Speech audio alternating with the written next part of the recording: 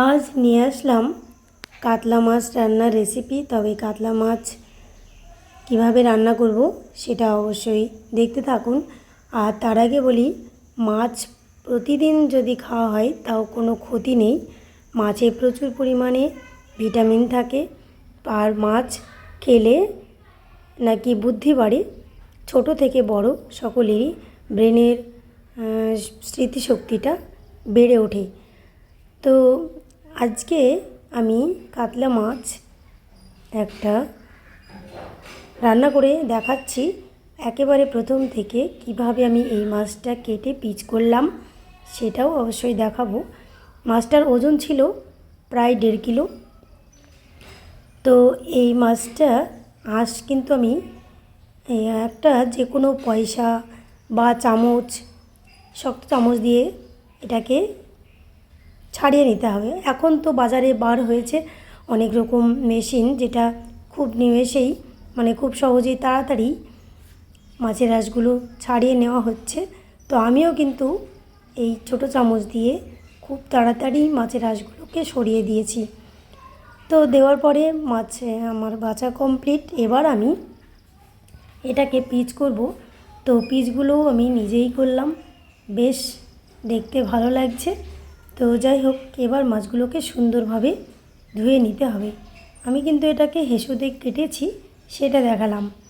তো তারপরে মাছগুলোকে সুন্দরভাবে বেছে বা পরিষ্কার করে ধুয়ে নেব।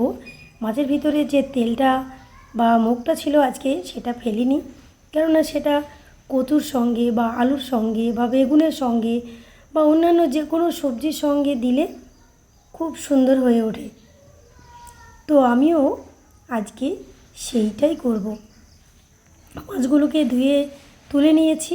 নেওয়ার পরে এবার আমি এখানে আদা কুচোনো, সঙ্গে কাঁচা লঙ্কা, পেঁয়াজ আর স্বাদ মতো, অল্প পরিমাণে যতটুকু দরকার ঠিক ততটুকু আমি এখানে কাঁচা জিরে দিয়েছি।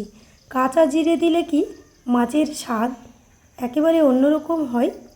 তাই এটাকে একটু সামান্য জল দিয়ে সুন্দর করে পেস্ট করে নিলাম। নিয়ে এটাকে সাইডে রেখে দিলাম। তারপরে আমি এরকম একটা হাঁড়ি নিয়ে নিলাম। তারপরে একে একে মাছগুলোকে তুলে নিচ্ছি। যদি মনে করেন যে আবারও রান্নার সময় একটু জল দিয়ে ধুয়ে নেবেন তাহলে নিতে পারেন।